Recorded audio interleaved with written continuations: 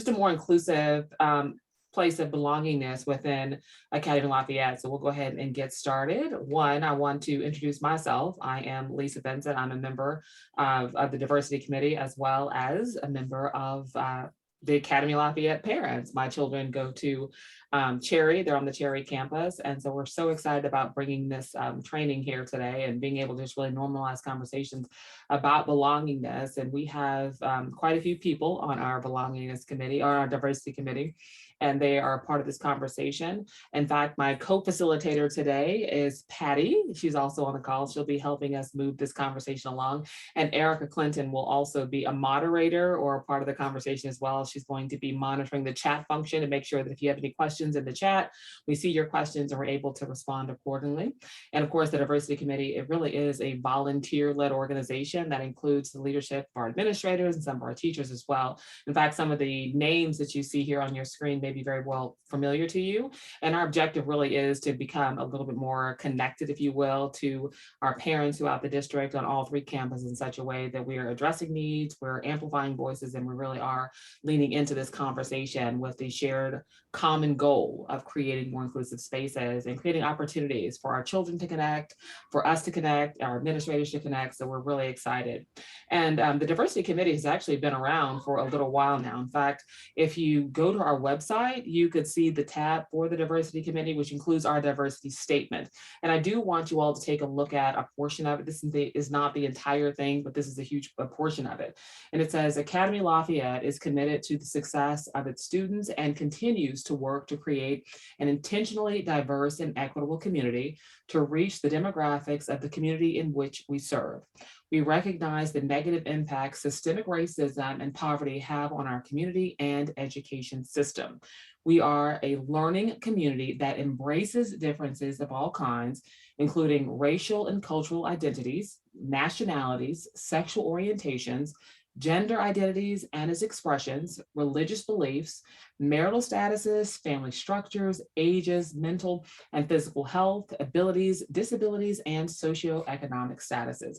And the reason we were so deliberate and intentional about making sure we kind of covered the gamut, we covered all dimensions of identity and diversity is because that's how we feel about this district. It's very important to us that our families feel as though they belong, our families know they belong, and we're creating a space in which everyone can bring their best authentic selves to the table, because we understand that if our students feel as though they're part of the framework, they're part of the plan, and they're treated accordingly, that will absolutely be reflected in our performance and our numbers and our test scores. And ultimately, that's what we want. We have the shared collective goal of making sure that Academy Lafayette is the best school it can be, the best district it can possibly be. But we also know that that is a collective effort that takes our administrators, that takes our teachers, that takes our parents, that takes our students, and that takes us all working together, which is why as members of the Diversity Committee, we take ownership over that, we take responsibility over that, and we want to create these series and offer these series to our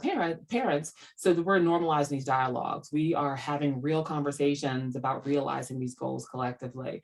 And so as we continue with our time together, I really want us to kind of have a working foundation, if you will, when we talk about DEI. And of course, this is a conversation we've had before as members of the Diversity Committee with you all, but also these are conversations we're hearing, play out even in our own workspaces. And so for the sake of this conversation today, we really want to kind of have a simple foundation of what we mean when we're referring to diversity, equity, and inclusion. When we're talking about diversity, it is representation of various identities and differences.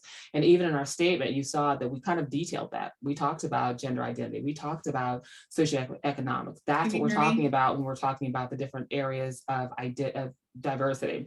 When we talk about equity, it's fair and equitable treatment and access and opportunities, which means we want to make sure that there are equitable access to opportunities for all of our students within the district, all of our parents within the districts as well. And again, that takes deliberate, intentional communication. And of course, inclusion, efforts to create environments that respect and values all people. And that is the work. Creating a more inclusive culture is the intentional, consistent work to make sure that, again, all of our families and all of our students feel as though they are a part of the framework, they are part of the trajectory for growth.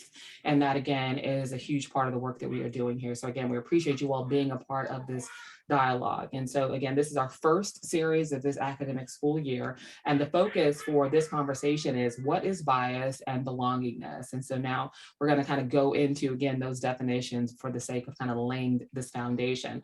When we talk about what is bias, we are really talking about those automatic judgments that come from pre-existing knowledge pathways already in our brains. And we kind of unpacked this, I guess it would have been the year before last now in our other series, but these conscious and unconscious beliefs are formed through childhood, upbringing, personal experiences, media, and advertising. And the reason it's so important for us to be mindful of our biases because we have to be willing to police them when it comes to how we're interacting with our administrators, when we're interacting with our educators, our teachers, when we're interacting with other parents within the district, when we're interacting with other students within the district.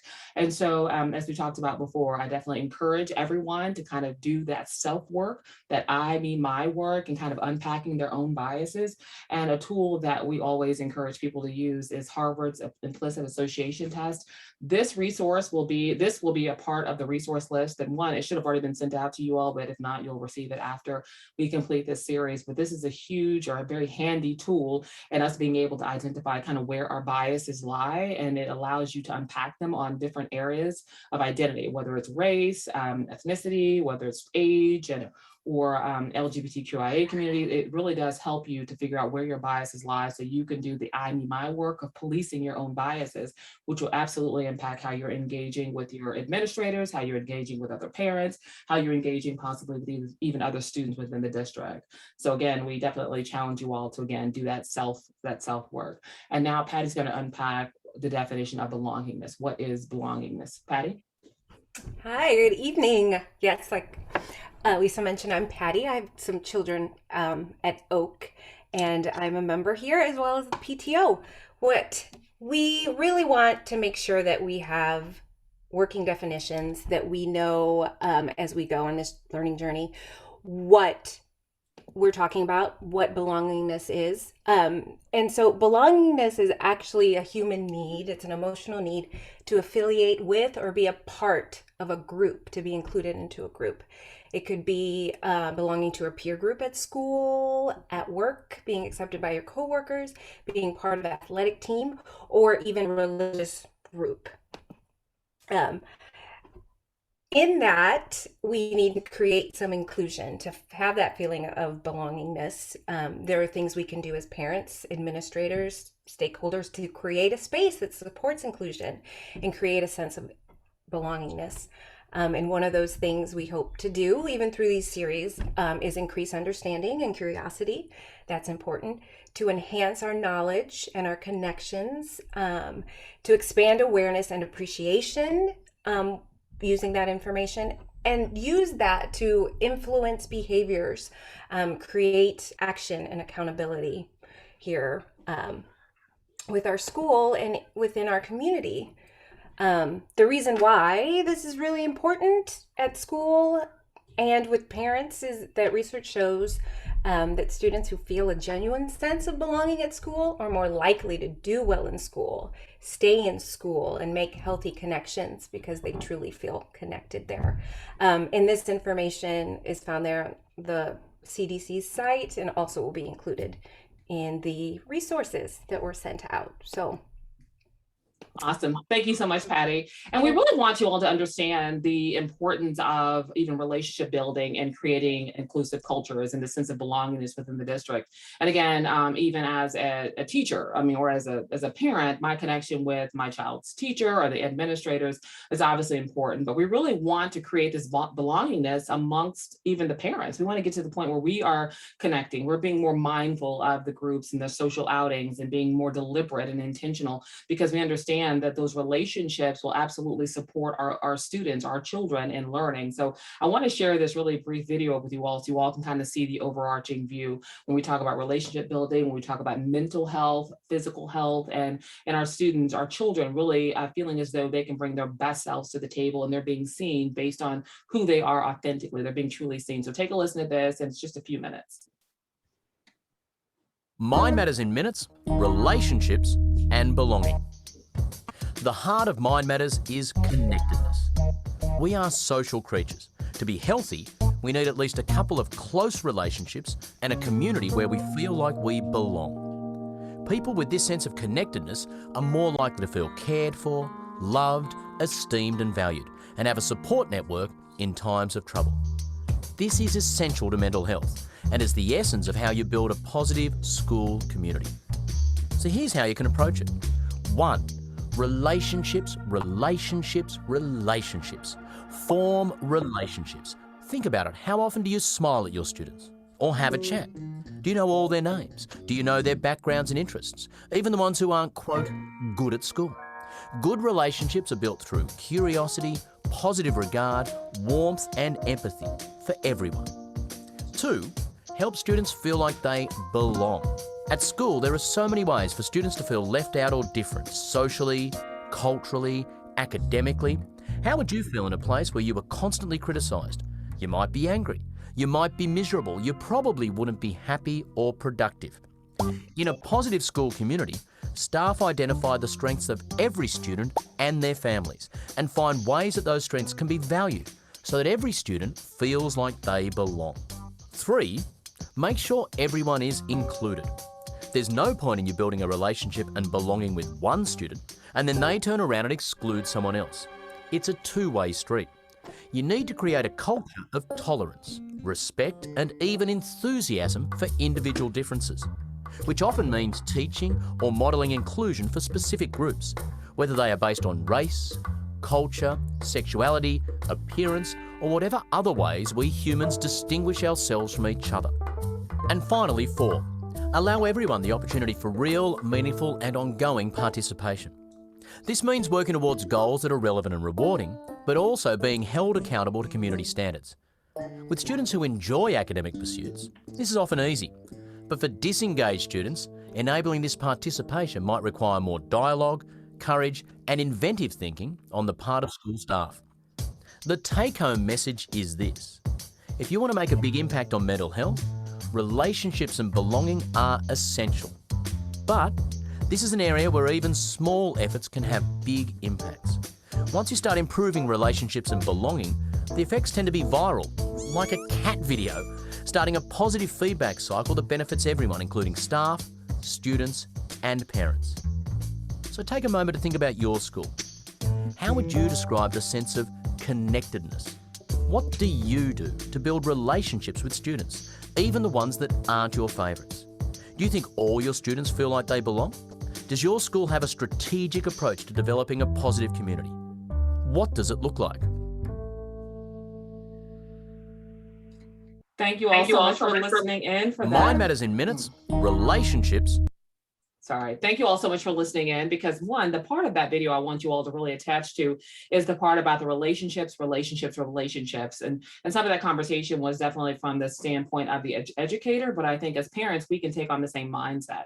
What are the students? Who are the students that we are drawn to? Who are the students that we're making sure that our kids are having connections with? Are we creating a sense of cohesiveness, or a sense of belongingness, a sense of community within our individual schools? And obviously our district has 3 distinct campuses, and what can we do to kind of create a cohesiveness amongst all 3 campuses, definitely between Cherry and Oak, and just being more mindful of kind of how we're moving and why we're moving.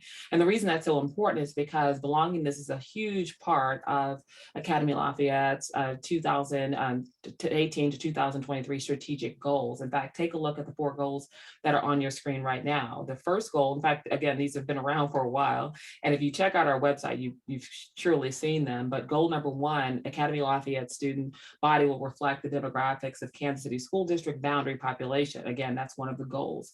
Academy Lafayette will foster a school culture that is caring, inclusive, and equitable. Again, belonging, this is a huge part of our future projections, the plans for the future. And every student at Academy Lafayette will be successfully educated, and Academy Lafayette will recruit, support, and retain highly effective educators to address the needs of diverse learners.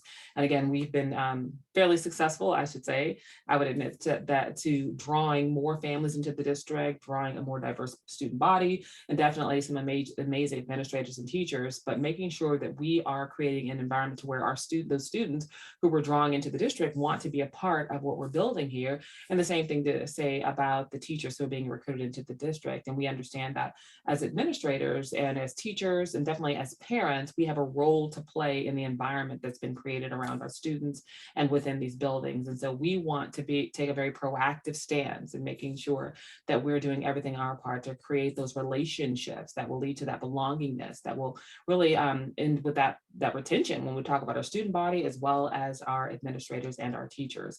And now we're going to kind of unpack over the years kind of what we've been doing, what's working, what are some of the things that are really panning out the way we want, and some of the goals that are being achieved as we speak. And now Patty will kind of unpack some of that as far as some of our numbers and our data points. Patty?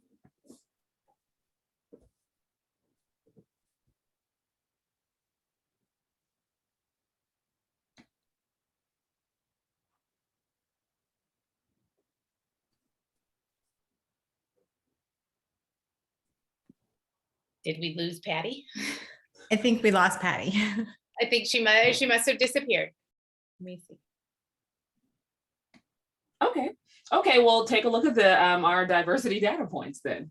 If you just take a look at the numbers, you can see that once again, even though the diversity committee has been around for a while, and clearly, our administrators have been very pinpoint focused on creating more diverse populations within our schools. And so you can take a look and see where we were in 2011, and you can take a look and see where we are now in regards to demographics. And when you look at the minority numbers and versus the number of white students, you can see that in 2011, we were at 63% Caucasian and 37% minority. And then you can take a look and see the projections for even heading into next year to where those numbers are starting to balance out. And that's something that's absolutely a part of the long-term strategic plan.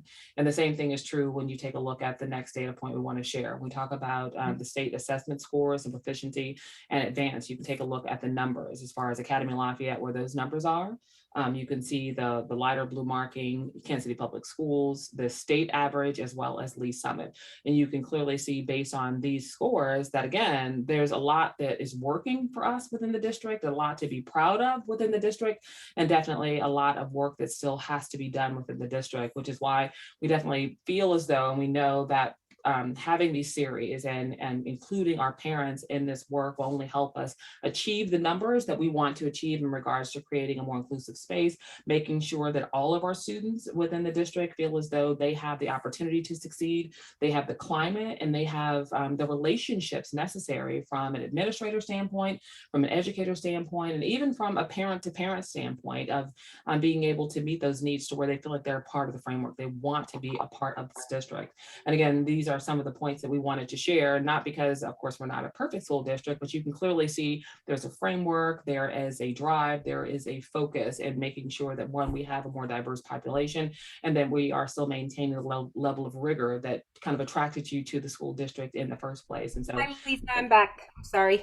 Okay, great. Now, okay, great. Patty, welcome back, Patty. Do you want to, I'm on this data point kind of talking about assessments. Do you want to expound? Sure. I don't know how much you talked about in 2005 starting to reach out to some areas that were predominantly minority, and starting at that preschool level, daycare level, to get our name out there, because I think a lot of parents and children providers don't know we're here.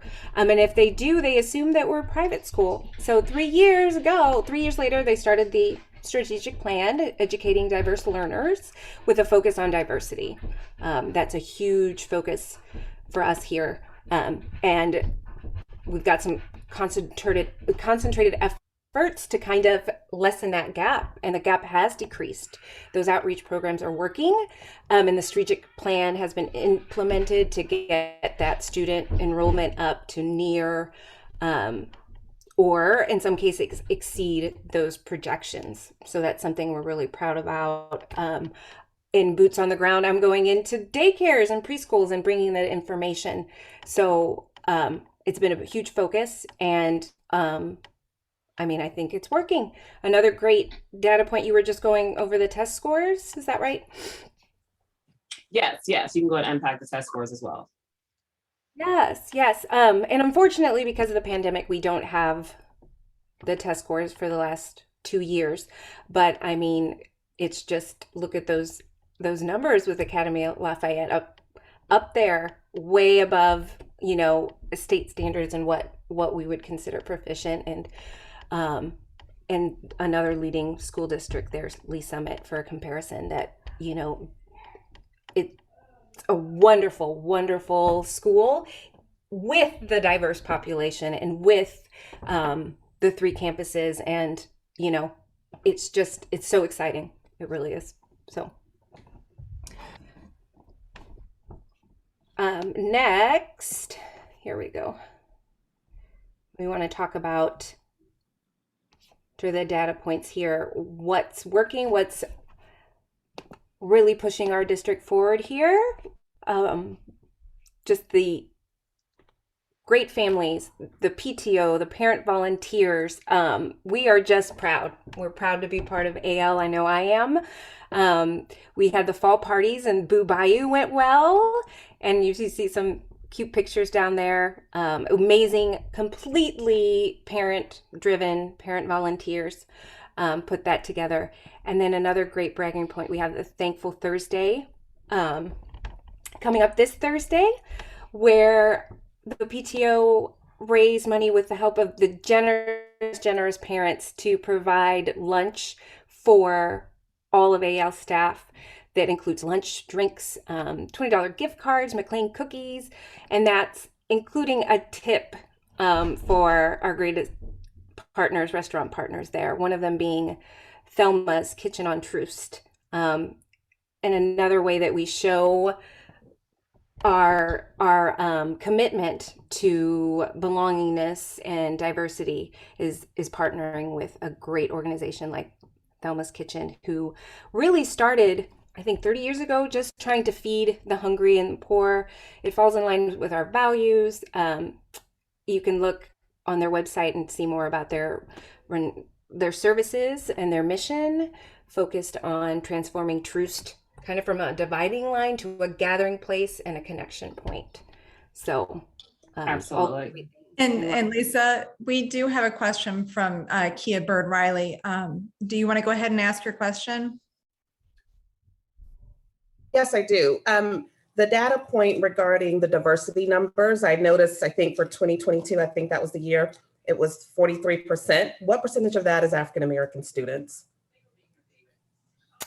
I think I don't think we have the breakdown. Mr. Mbang, do you have the breakdown? Yes, we have the breakdown. If my recollection is around 23%. 23%. So that number hasn't changed much from 2018. I don't agree. It changed a lot. Because remember that when an article written in 2018 by the Casey Star put us back then around 16% of African American. Okay. Go back to that article. So, and I think that's the biggest group that moved forward, the African American groups. So you said 23%? I'll check it before the end of the meeting, and if it is different, I'll give it to you. But that's my recollection. Okay. And has there been a recent evaluation of what the African American student population is for KCPS boundaries? The one I heard, population, I don't exactly know it, but I think it's very close. It's not very far away. But yeah. I'm sorry, I didn't hear you. It's not. Let me clarify things a little bit.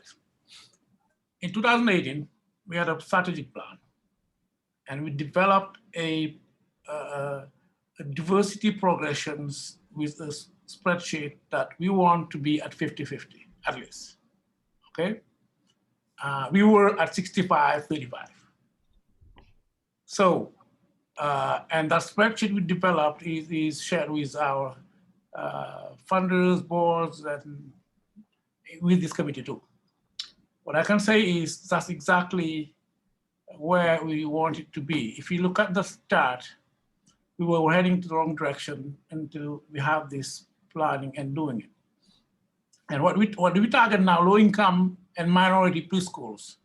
If you look at our applications, is around new application, more than 50% come from minorities for the last few years. There's no way you can impact minorities without substantially impacting African-American students. I know it has been a concern that you had before about the percentage, but it has changed.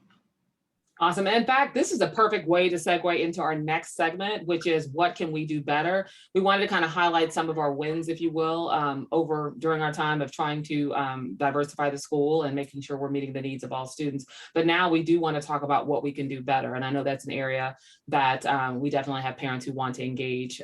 So we'll get started. What we'd like to start with is the curriculum review. We recently had a book read in a class that included the N-word that made some of our parents very uncomfortable. We've had concerns regarding the diversity of our library books, the book fair books and books in the classroom. And we know this is a challenge on our campuses. And we want to make sure that one, we're mindful that this is something we're working on. And two, we want input from parents to make sure that we are unpacking and having all the voices at the table in regards to the best ways of making sure that our books that are being read in our classroom, the books that are available to our students in the libraries, as well as the literature that is available is inclusive and is mindful in having the voices of all of our diverse students. Sorry to cut you, but I have the data from DESI's website. In 2011, we were at 27%. In 2016, we were at 16%. Now we are at 23%, around that. So, which means that we changed the course of declining of diversity to moving it up.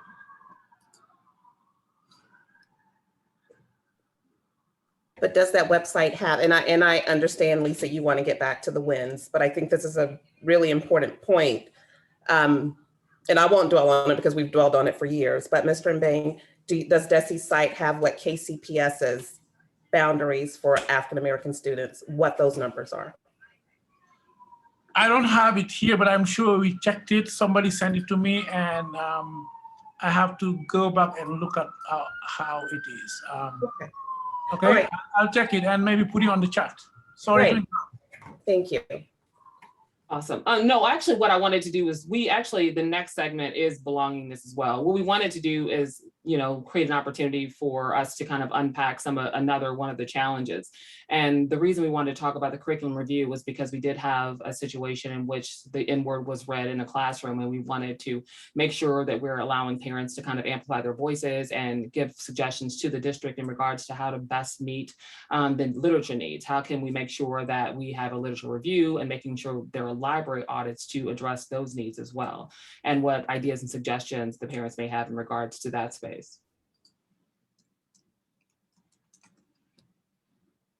Do you have any suggestions or ideas in regards to literature review or library audits? Any parents? And feel free to just open your mics and share out, or to share out in the chat as well.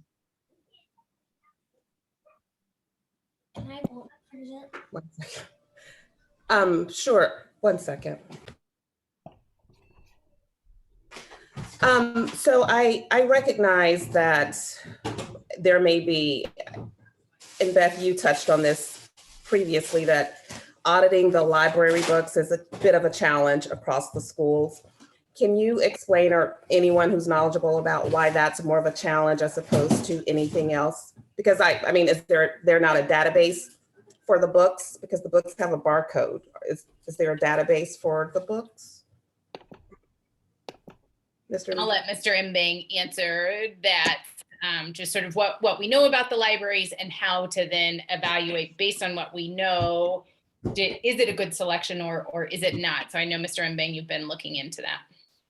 Well, we have been, I've started working with the Armor librarian first, but we started with the books we're studying in the classrooms. I asked the teachers, English and French teachers, to list all the books that is being studied in the classroom. And we're starting where to look at the diversity of the book inclusiveness. One thing we're looking for is the tools I think we should not be inventing it. Somebody may have created a tool, a rubric to assess diversity in books. We have been looking into that. And looking at the Armor Library. Once we do that, it's going to be a whole year thing. We will be moving before the end of the year. We want to complete it for oak and cherry. Remember that we have limited resources, and it has been a discussion and see if we can involve parents and the diversity committee and see if we need people to help do that. But the number one thing we need to do is, and we're looking into that, what rubric do we have to assess what kind of diversity it is? But we're starting with the books started in the classroom first. Right, and so, I mean, just to clarify, so we know what's in the libraries. What we don't know is how do you evaluate what diversity content is in each of the books? How do you determine, is it a good mix? And so I do think we want parent input regarding that process, because it is a struggle to just figure out how do you evaluate each individual book that is in the library.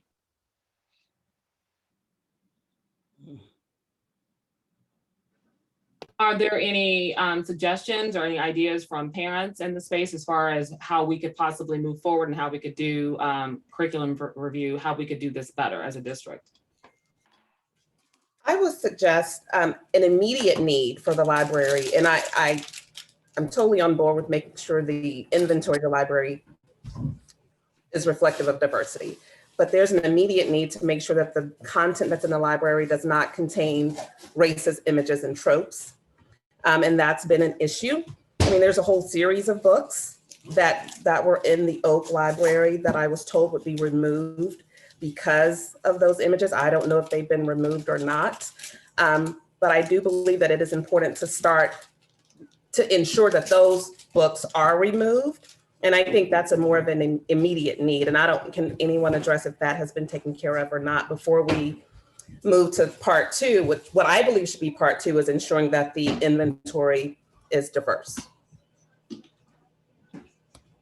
I think that's a great point. That is a much easier place to start to identify. I think those series are more recognizable. And I think we could probably easily share what is currently in our library. I mean, do we have current lists, Mr. Mbang, of what is currently in each of our libraries?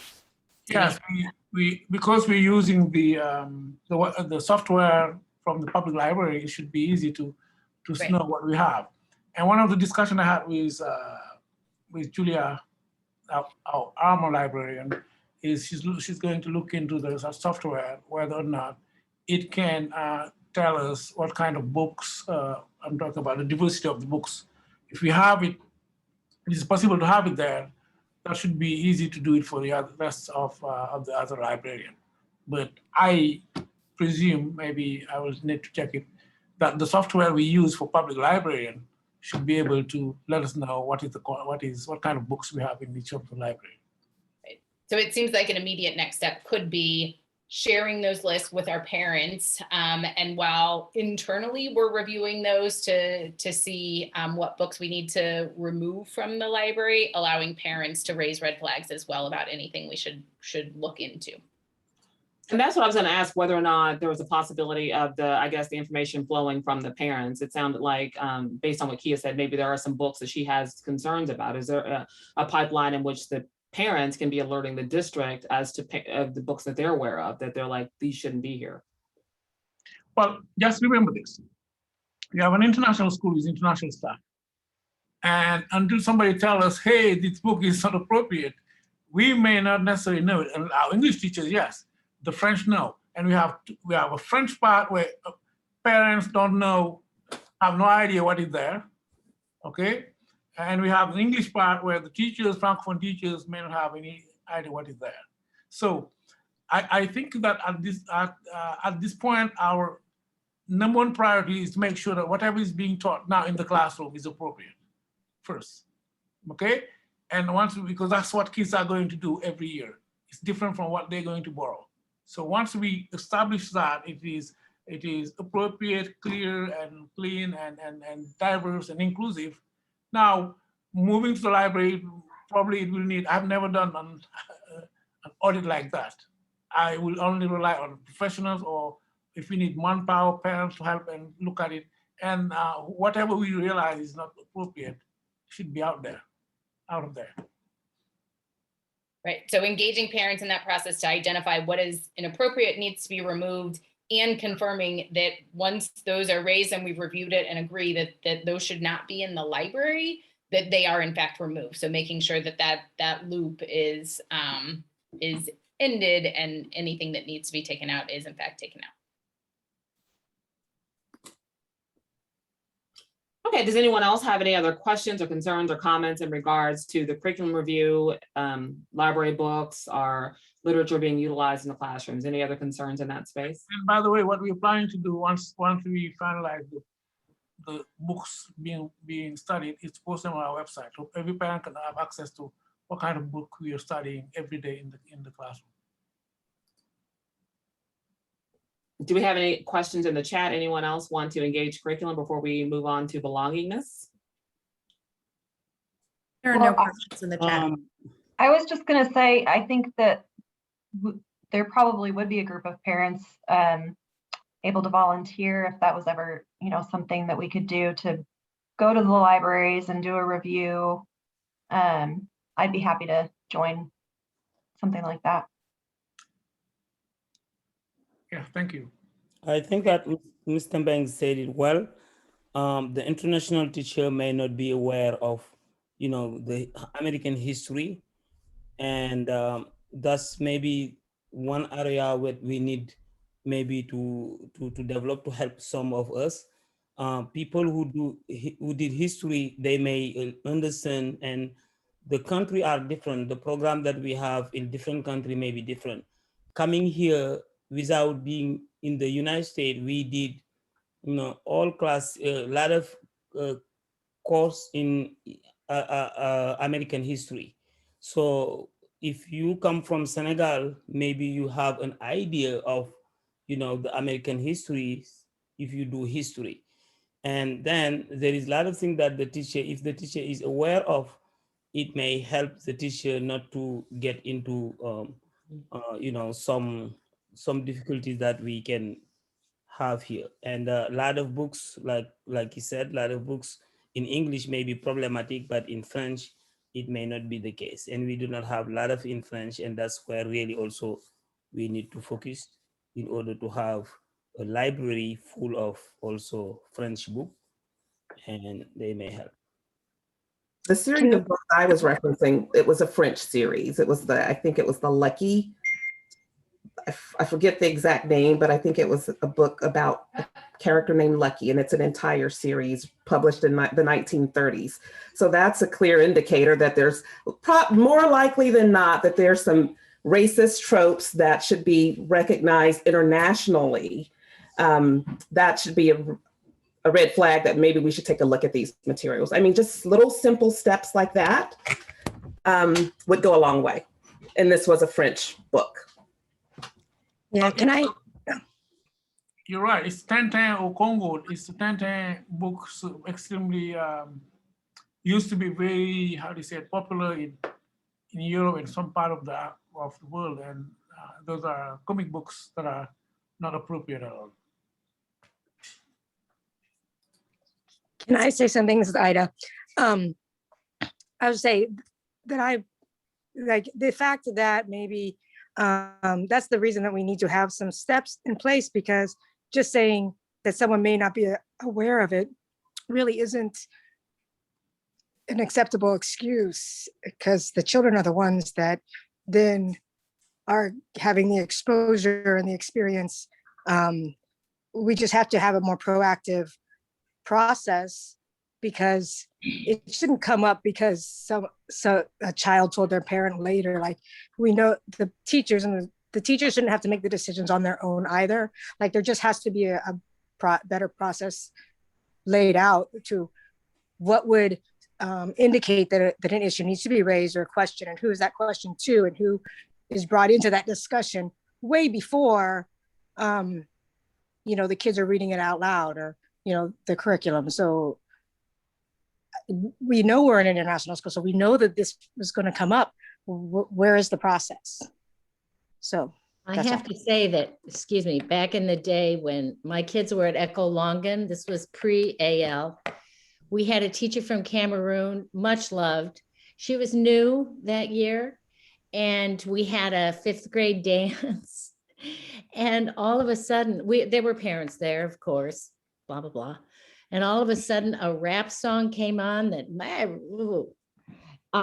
parents were running for at that time, the boombox, running to turn it off.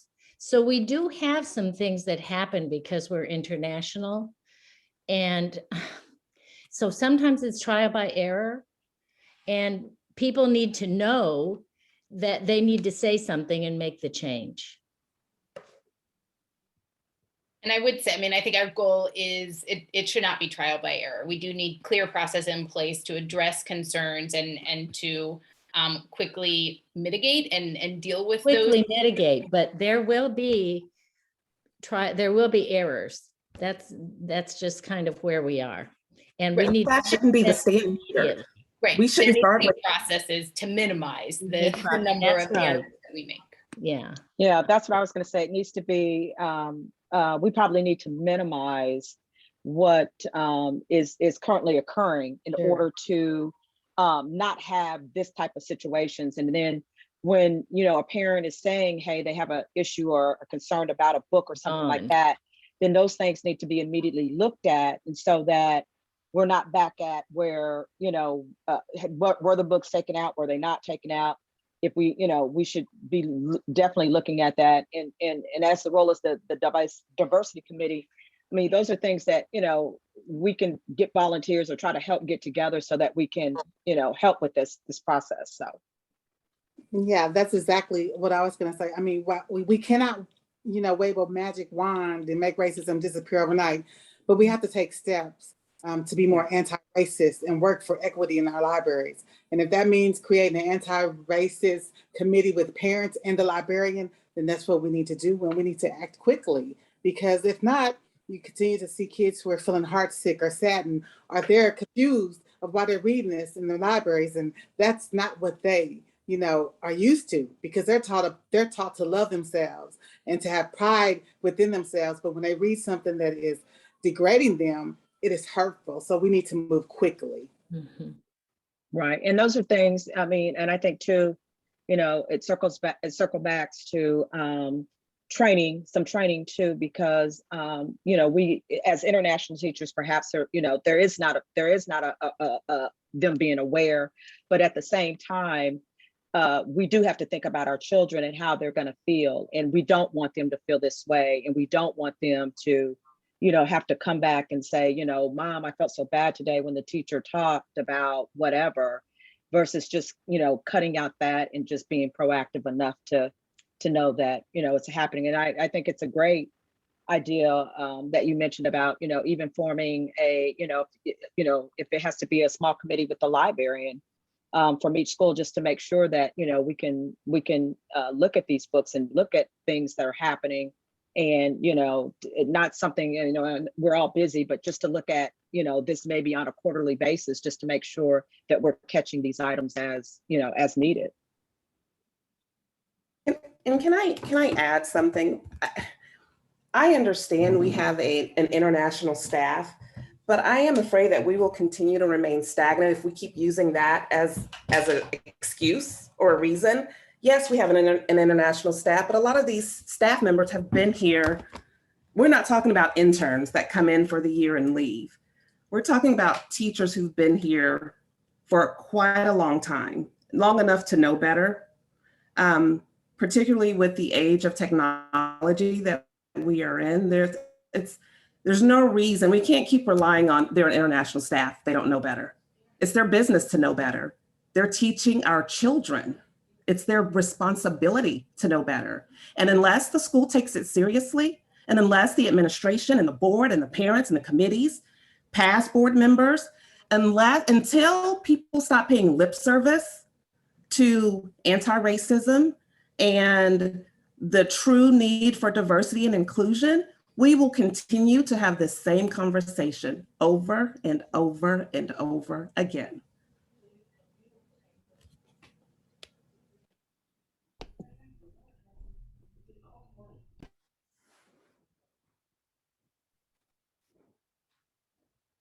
Thank you so much, Kia, for sharing. One, you're absolutely right. The objective on us having these series is absolutely to figure out the action steps to realize the objective of creating a more inclusive culture. So one, we appreciate you being here and we appreciate you being so transparent in your needs and in your experiences with the district so we can understand the impact that it's having. Because we obviously it's clear that work has to be done and it needs to be done.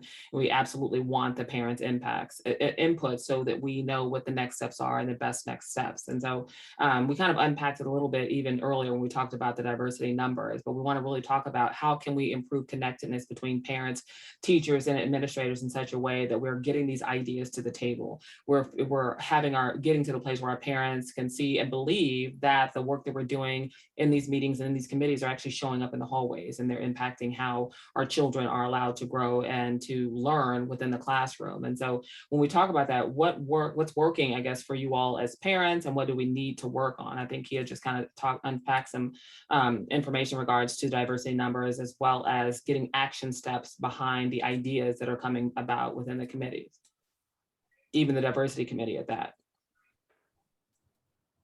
And so the question would, I guess, what's working right now for you all and what needs to be done so that connectedness and that communication is better. So we are seeing the actual action steps when it comes to kind of tackling some of the problems we're seeing. Hello. Can you all hear me? Yes.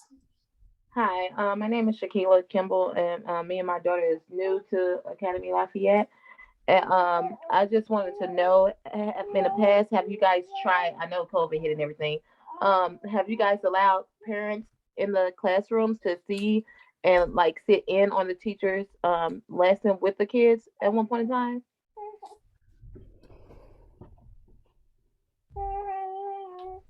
Mr. Mbang, do you want to sort of share how it, not considering COVID, once we can all go back into into our buildings, what's the policy for parents sitting in and just listening in on their classrooms? Well, what we had before COVID was we had I think it's once a month that where parents can come and have lunch with the kids in the classrooms. We have not been a school where parents will turn in at any time to go to the classroom and sit. So that's if that's people want to have, I mean, let's have a discussion about that. I have been in different schools. I have been in a school where that was the case in Oregon, but it was English-speaking schools. Now now it's a discussion that we can have, but it's not our tradition or culture that I found here that parents would come in at any time without even notice, get to the classrooms. Okay, yeah, I was just talking about more on it like an educational level. You know, me, for example, I'm learning the French language along with my daughter so that she can advance and be a better student herself in learning the language. And so for a parent to just see really hands-on what their child is learning within the classroom and just, you know, the process of what the teacher is sitting, teaching, and just the control overall within the classroom. Well, we have had cases where parents, we may be talking about two different things. I've had cases where parents want to come and observe. They have been always given the thing to come and observe. Okay. Always. It's different from walking at any time, go to the classroom and sit and observe. So, but any time, I've not known any time when parents want to come and observe the classroom and was not given the possibility to do it. Janelle, did you have a question? Yeah, I was just going to say in reference to that, thank you, Mr. Mbang, because I think I've been at the school a long time, longer than Mr. Mbang actually, and the teachers have always been super flexible, and I think it's in the parent handbook that you can observe a classroom. I don't know if it's in this current year's, but you know, you email the teacher and set something up. Years ago, we used to just pop in and surprise teachers, and that's unsettling. So yeah, there is definitely a process to it, but everyone has always been super friendly and welcoming to that. And by the way, Shakila, kudos to you for learning French. Thank you. Did that answer your question, Shakila? Yes, it did. Awesome. Yeah. Thank you so much.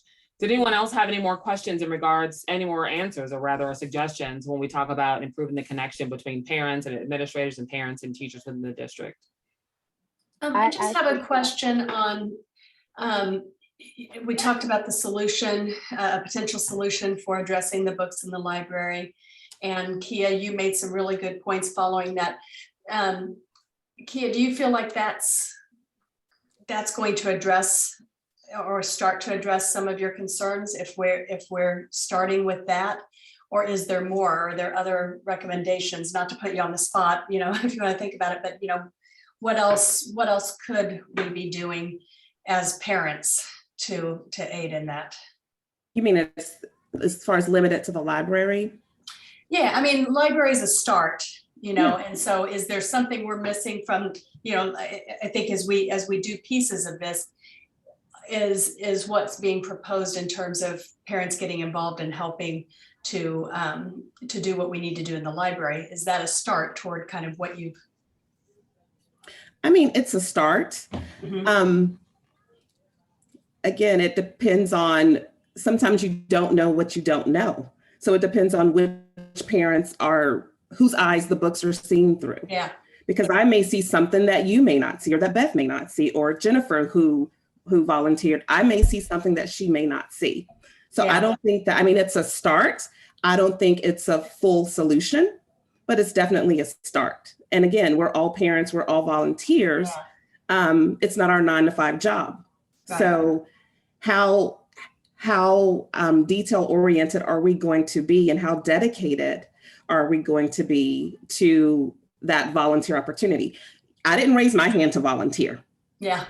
I'm sure everyone noticed the big elephant in the room. I didn't raise my hand to volunteer because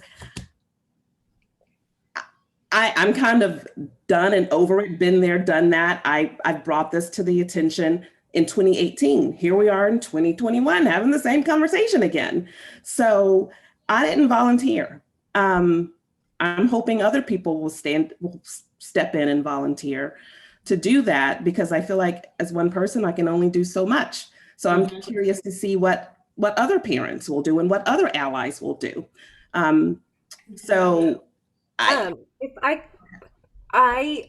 completely understand where you're coming from, and I volunteered to be on the PTO committee, and I volunteered to be on the diversity committee, and sometimes you feel like you're spread so thin, and then that we all need to share the work.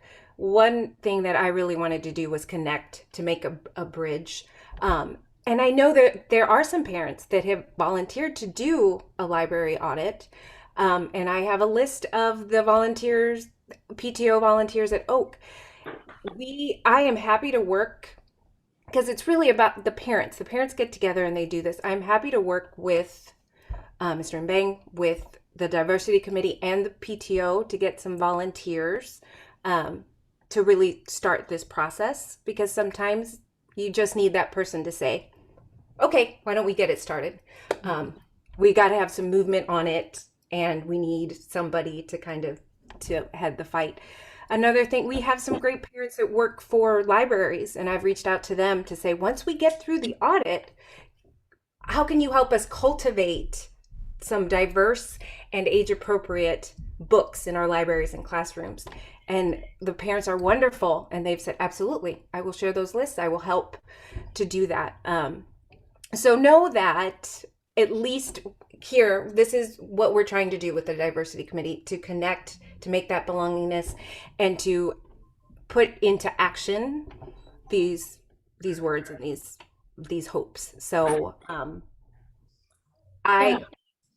happy to foster that. If somebody wants to reach out, if I need to start that charge. I can't promise that I'll be in the library doing the audit, but I'm happy to help. No, and that's awesome, and that commitment is awesome. But I go back to, Kia, something you had just said, which is, auditing a book through my eyes may be very different than Patty auditing it through her eyes. So I think we do need that, what is that template? What is that, that criteria?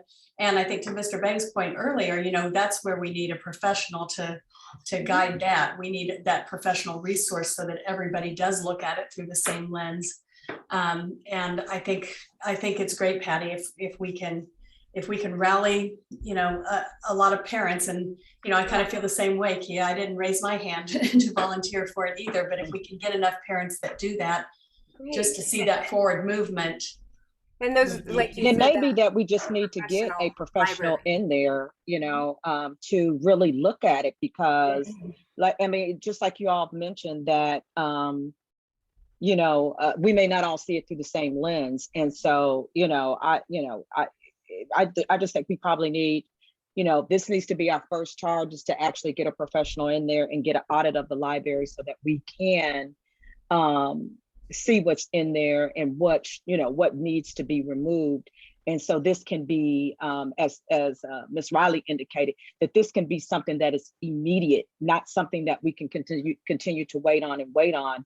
We need to take, we really need to move forward with this. So, as the committee chairwoman, I just say, we have to take this on, and thank you, Patty, for definitely volunteering, and all those that have volunteered. But I think this is, when I talk, with Beth and Mr. Bang, and even Michelle as even board members, I think this is something that we need to definitely take on, and maybe get professionals in there to assist us with this audit. And this needs to be something that needs to happen immediately, not just something that we kind of wait on and see if we can get parents together. And so, I will definitely, if it means leading the charge and talking with fellow board members to get this happening, also working with Mr. Bang to get this going, then, that's what I think we, need to do to move forward, because I think this is such what do I want to say? It's serious enough to me that it's warranted, that it needs attention. The other piece that I will mention is, the focus of these conversations that we're hosting tonight, these parents forums, is thinking about what is the role that we as parents play in creating belongingness at our schools? What is the role we play in helping to make sure, our students are reading the books we want them to read, right? We play a role in that, but that's one piece of the conversation. The other piece of the conversation is, what are the professionals that are engaged in this? What is the training that our teachers are getting to think differently about what and how they're teaching? How are they creating belongingness in each and every one of our classrooms? So the parent role is really important and plays a big piece of what our culture at the school is. And that's why that's sort of the focus tonight. But there was a whole other piece of this work that is also very critical in engaging our teachers in this work. Absolutely. Are there any other questions or concerns any of the parents want to raise before, as we start to wrap up our time together? Any other questions or concerns? One thing I just want to clarify is, since I've been here, I understood that this school has been created by parents. We've always embraced working with parents. We cannot be successful without having parents. We have zero reason to resist anything that would make the school better, especially these issues. I've been here for 10 years now. This is the second time I hear about this questionable resource we use was the second time in this book. First time was when Kia raised that resource. Okay, so auditing, I've created the Conseil d'école to help to have parents have their say in how things are going. And that's the Conseil d'école, by the way, who created the first diversity committee. I just want to let everybody that we're here to work with the parents and see what's the best for the kids and do it. So there's zero ounce of resistance of anything. The only thing I want to guard you against any political things that can turn this great intention to a different direction. Can I just, can you guys hear me? Yes. Okay. We were talking about, the library audit, but we also know that there's the 5th grade book that is problematic, started last year and this year. So as we perhaps accumulate several resources, whether it's in the library or in the classroom curriculum, what there's immediate need there. We know that this particular book that's going to continue to be read out loud in the classroom. They need to know how they're going to handle it. Are we going to let parents know in advance? Kia and I kind of talked about that, the way you would with some other type of trigger warning, like give people adequate time to find out, to get informed, and to give an opinion in advance, if that's something we can do for parents. That's all.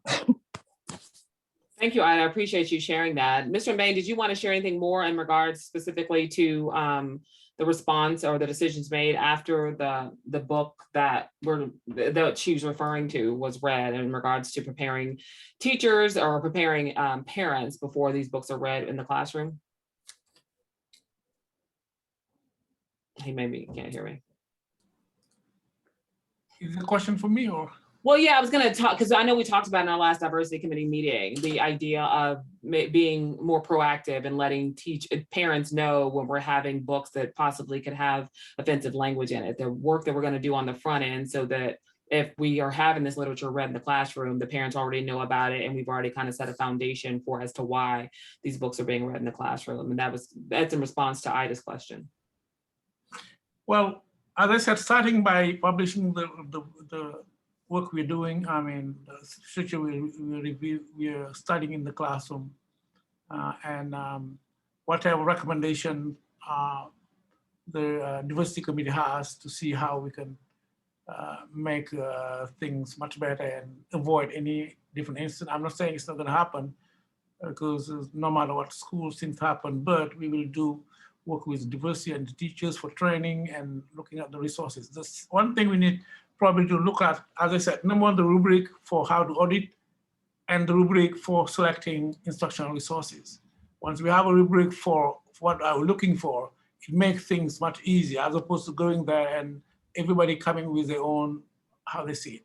But again, to answer your question, yes, the only thing we have is limited resources. It has nothing to do with pretext or something, but when I talk here, I want to be as transparent as possible of what challenges we're facing, okay?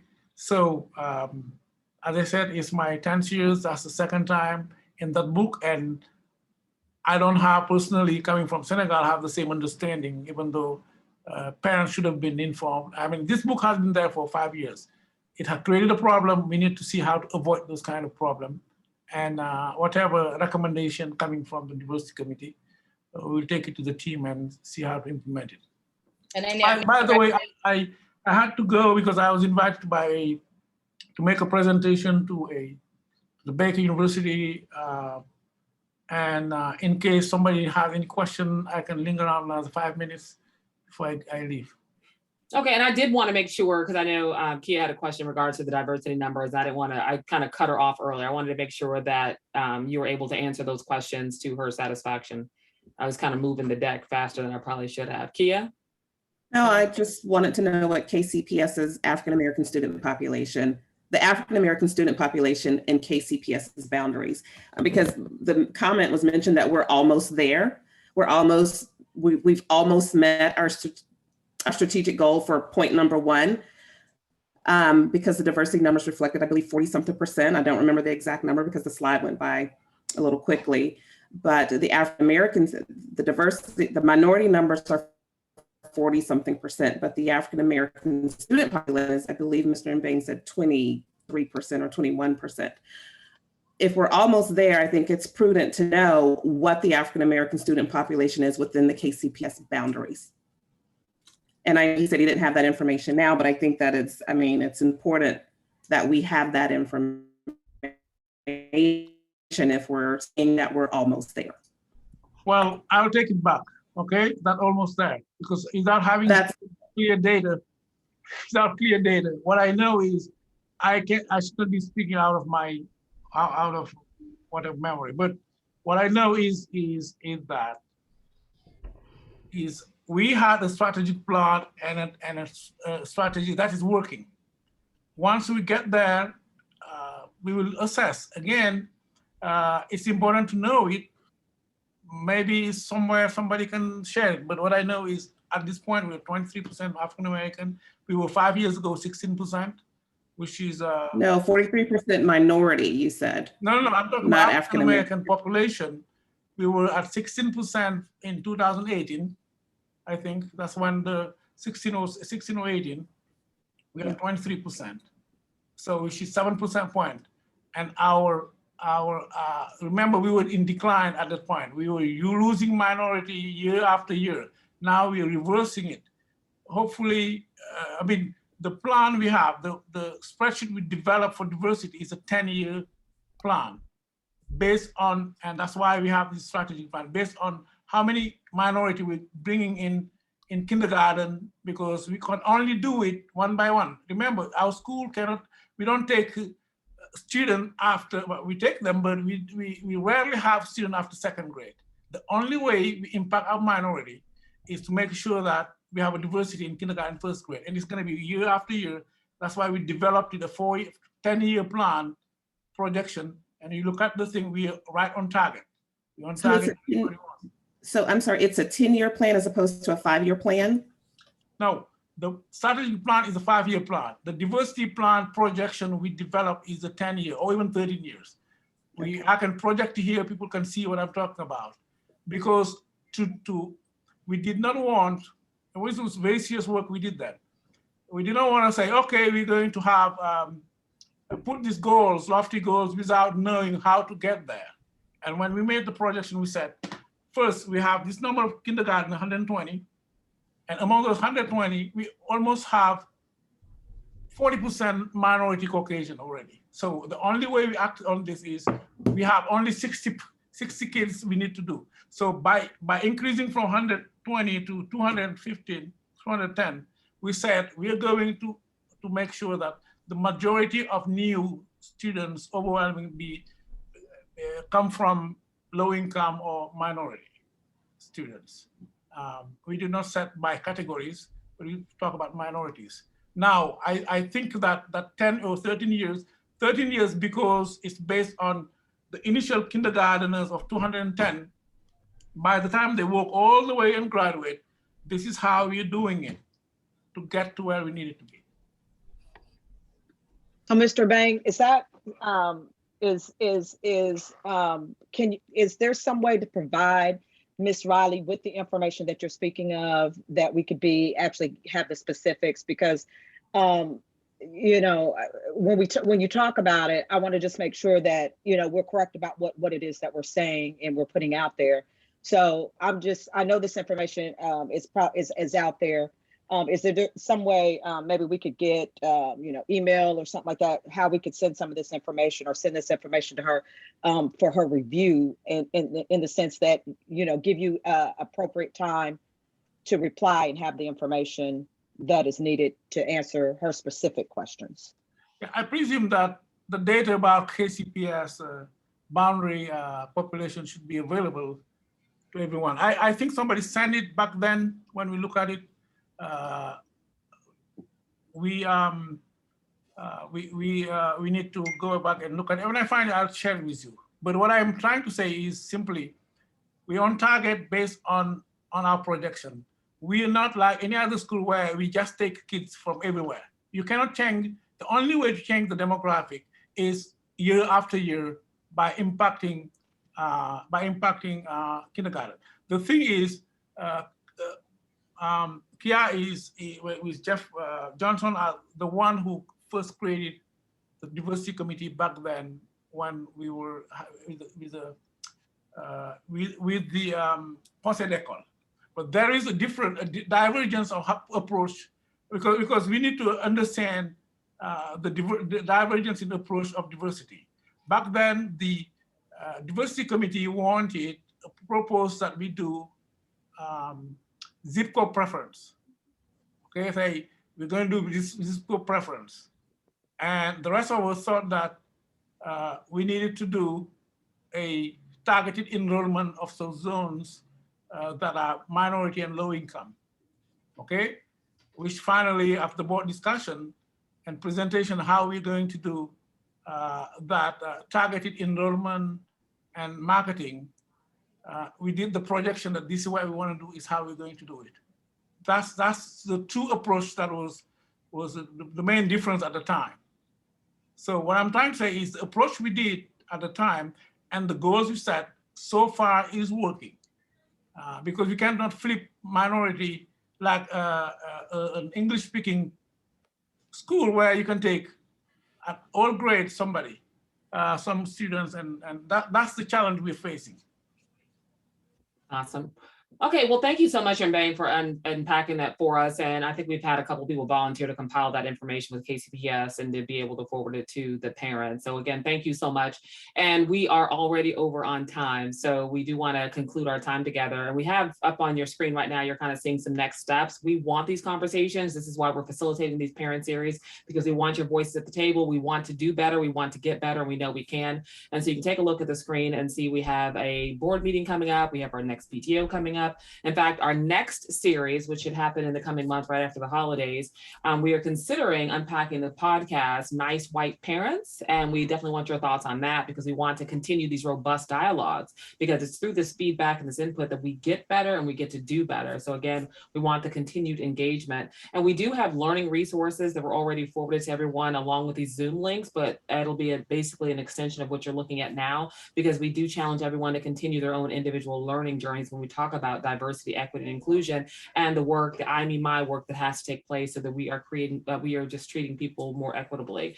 And so again, thank you all so much for the engagement. Thank you for the questions. Thank you so much for just helping us to be better, because that is our shared collective goal in being here today. So again, thank you all so much for your time. Thank you for engaging. And this will be available also on our social media, Facebook page, if you want to look at it again. And as we solidify our plans for our next parent series, we will email that out to you all. So we hopefully will have you all in the conversation on our next series as well. So again, thank you for your time and have a great evening. Thank you. Thank you, Lisa, so much. Thank you, Thank everyone, you. for joining. Thanks, everyone. Thank you all. Patty, you too, Patty. Thank you. Oh, Bye-bye. thank you. Thanks. Thank you. Okay.